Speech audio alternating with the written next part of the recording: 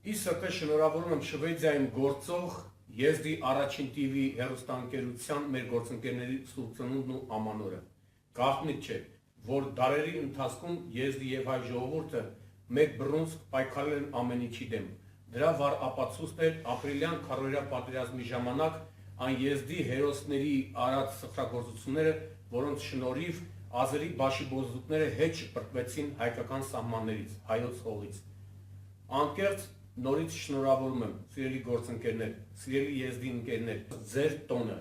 դուք նաև այն մասնիկն եք, որի մասնիկն ենք մենք հայերս, հավատացեք, ինչպես որ մենք ենք մտածում ձեր մասին, այնպես էլ դուք եք մտածում մեր մասին, առողջ եղեք, պինդ եղեք, միասնական եղեք, ինչպես ասներ Չարենցը, մեր փրկության միակույսը մեր հավաքական միասնականության մեջ է,